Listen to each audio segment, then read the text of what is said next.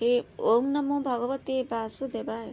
हे मोर प्रिय भगवत प्रेमी श्रोता बंधुगण, प्राचीनंद चैनल रु आज संध्यार भागवत पाई भगवान को प्रथम प्रणाम जनाई आपण मानक प्रणाम जनाई अनंत कोटि प्रणाम जनाऊँगी भगवान को।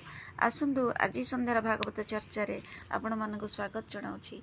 आज संध्यार भागवत रे कौन अच्छी आम ये अनुसरण करवा।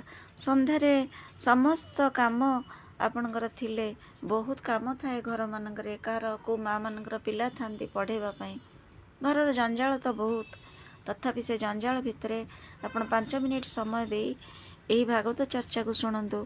पिला मानकर परिवार समस्त मंगल हेब, आपण मानकर तो मंगल निश्चय हेब। कहीं श्रीमद भागवत पुराण रे कौन नहांती एतिकी आपण जानिछंदी। जीवनर सबुठु श्रेष्ठ और श्रेय हेले श्रीमद भागवत महापुराण।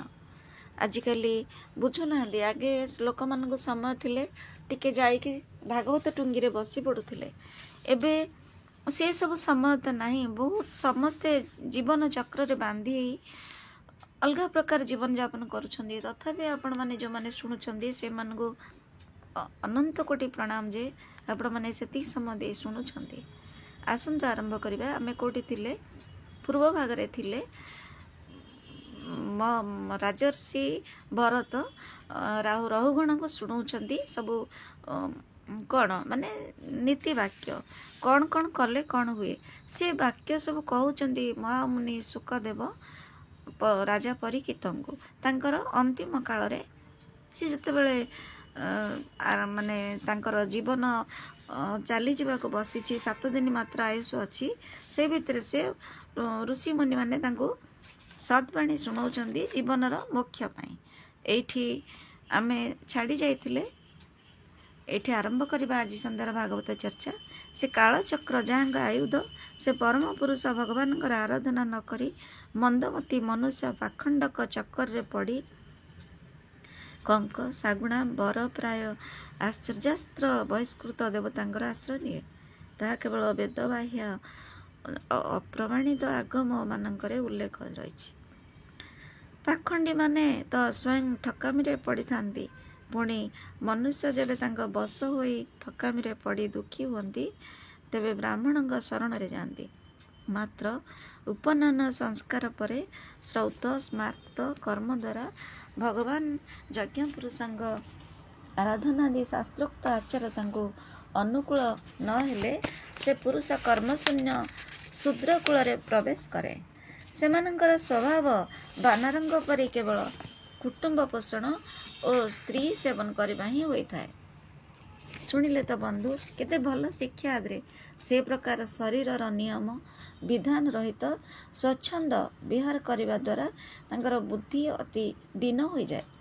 आउ जणे अन्यर मुख देखुथाई विषय भोगरे मर्जी रही निज मृत्यु चिंता करे नाही। वृक्ष सम जार लौकिक सुख ही फल रूपे गणा से शरीर रे बानर भली स्त्री पुत्रादि आसक्त रही निज सारा समय मैथुनादि विषय भोगरे बिताई दिए। एही भली प्रकृति मार्गरे पड़ी सुख दुख भोग करुथाई एही जीव रोग रूपी गिरी गुहारे पड़ी सेथिरे थिबा मृत्यु रूप हाथी को देखी भयभीत हुए। केबे पुणी ठंडा गरम और वायुजनित नाना प्रकार दैविक भौतिक और आत्मिक दुख निवृत्ति रे असमर्थ हेबा सह अपार विषय चिंतन रे खिनभिन्न होई उठे। परस्पर मध्य क्रय विक्रय आदि व्यापार रे कृपणता करी किछि धन हस्तगत करे। केबे केमती धन नष्ट हो गले शोइबा बसिबा खाइबा आदि सामग्री ता पाखरे न रहिबारु निजर अभिष्ट भोगरु वंचित होई चोरी आदि अन्याय उपाय ताहा पाइबाकू निश्चय करनिए।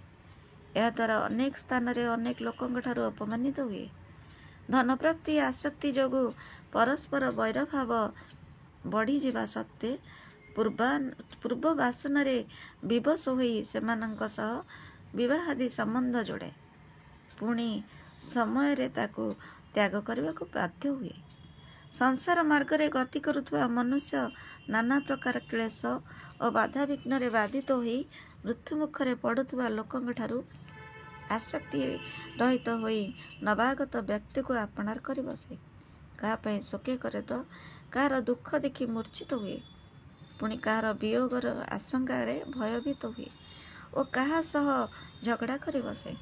କୌଣସି ଆପତ୍ତି ସମୟରେ କାନ୍ଦ ବୋବାଳି ଛାଡ଼େ, ପୁଣି ବେଳେବେଳେ ଅନୁକୂଳ ପ୍ରସଙ୍ଗରେ ଆନନ୍ଦରେ ବିଭୋର ହୋଇ ଗୀତ ଗାଏ। ସଦା ସାଧୁଜନ ସଙ୍ଗରୁ ବଞ୍ଚିତ ରହି ନିରନ୍ତର ବିପରୀତ ମାର୍ଗରେ ଗତି କରୁଥିବାରୁ ଯେଉଁ ପରମାତ୍ମାଙ୍କଠାରୁ ତାର ଯାତ୍ରାରମ୍ଭ ହୋଇଛି ତାଙ୍କ ନିକଟକୁ ଆଉ ପ୍ରତ୍ୟାବର୍ତ୍ତନ ଅର୍ଥାତ୍ ଭଗବତ ପ୍ରାପ୍ତି ହୋଇପାରେ ନାହିଁ। ସେ ପରମାତ୍ମାଙ୍କ ନିକଟକୁ ତ ଯୋଗଶାସ୍ତ୍ରରେ ରଚିବାର ଗତି ନାହିଁ। ମାତ୍ର ଯେଉଁ ମୁନିଙ୍କ ଜନ କାହାରି ଦ୍ୱାରା ଶାସିତ ହୁଏ ନାହିଁ, ସେ କାହାକୁ ଶାସନ କରେ ନାହିଁ। ସେ ନିବୃତ୍ତି ପରାୟଣ ସଂସାର ଆତ୍ମା ହିଁ ତାକୁ ପ୍ରାପ୍ତ ହୋଇପାରୁଛି। ଯେଉଁମାନେ ବିରନ୍ତ ଯାଏ ସମସ୍ତ ଭୂଖଣ୍ଡକୁ ନିଜ ଅଧୀନ କରିପାରିଛନ୍ତି ଓ ବଡ଼ ବଡ଼ ଯଜ୍ଞାନୁଷ୍ଠାନ କରିଥିବା ରାଜର୍ଷିମାନେ ସେଠାକୁ ଗତି କରିପାରନ୍ତି ନାହିଁ, ସେମାନଙ୍କ ମଧ୍ୟରୁ କେତେକ ସଂଗ୍ରାମ ଭୂମିରେ ଶତ୍ରୁଙ୍କ ସମ୍ମୁଖୀନ ହୋଇ ପ୍ରାଣତ୍ୟାଗ କରନ୍ତି ଓ ଅନ୍ୟ କେତେକ ସେ ଭୂଖଣ୍ଡକୁ ମୋର ବୋଲି କହି ଅଭିମାନରେ ଶତ୍ରୁତାଚରଣ କରନ୍ତି। ସେମାନଙ୍କ ସମୟରେ ଦେହତ୍ୟାଗ କରି ପରଲୋକ ଗମନ କରନ୍ତି, ମାତ୍ର ଏ ସଂସାରରୁ ପାର ହୋଇ ପାରନ୍ତି ନାହିଁ। ଶୁଣିଲେ ତ ବନ୍ଧୁ, କେତେ ଉପଦେଶାତ୍ମକ ବାଣୀ ଏଠି କହିଛନ୍ତି। କିଏ କ'ଣ କରିବ, କିଏ କ'ଣ ପାଇବ, ଆଉ କିଏ କେମିତି ଉଦ୍ଧାର ପାଇବ, କିଏ କ'ଣ ପାଇବ ନାହିଁ। ଆମେ ଆଜି ଏଇଠି ପ୍ରଭୁଙ୍କୁ ବିରାମ ଦେବା। କାହିଁକି ନା ମୁଁ ତ କହିଛି ଆଗରୁ ଆପଣମାନଙ୍କୁ, ବହୁତ ସମୟ ପଢ଼ିପାରୁନି। ଏତିକିରେ ଆମେ ଆଜି ପାଇଁ ଏଠି ରଖିବା ପ୍ରଭୁଙ୍କୁ ବିରାମ ଦେଇକି। ଆପଣମାନଙ୍କ ପାଖରୁ ବିଦାୟ ନେବାକୁ ତ ଇଚ୍ଛା ନାହିଁ, କିନ୍ତୁ ଭଗବାନ ତ ମୋତେ ଏମିତି ଗୋଟେ ଦଣ୍ଡ ଦେଲେ ଯେ ମୋର ଉପାୟ ବି ନାହିଁ ବିରାମ ନେବାକୁ, କାହିଁକିନା ବହୁତ ସମୟ ପଢ଼ିପାରୁନି। ଆପଣମାନେ ଭଗବାନଙ୍କ ପାଖରେ ଏତିକି ମୋ ପାଇଁ ପ୍ରାର୍ଥନା କରନ୍ତୁ, ମୁଁ ଭଲ ହେଇଯାଏ, ପୁଣି ବହୁତ ସମୟ ଧରିକି ଆପଣଙ୍କୁ ଶୁଣେଇବି ଏଇ ଭାଗବତ ଚର୍ଚ୍ଚା। କାହିଁକି ନା ଭାଗବତ ପୁରାଣ ଅଲଗା ଆଉ ଏଇ ଚର୍ଚ୍ଚା ମଧ୍ୟ ପୁରାପୁରି ଅଲଗା। ବହୁତ ବ୍ୟାଖ୍ୟା ଅଛନ୍ତି ୟା ଭିତରେ, ଆଉ ପଢ଼ି ଶୁଣେଇବା ବି ମୋ ଭାଗ୍ୟରେ ଥିଲେ ପଢ଼ିପାରିବି, ନହେଲେ ନାହିଁ। ଆଶା କରୁଛି ଆପଣମାନେ ମୋର ଅନୁରୋଧ ରକ୍ଷା କରିବେ।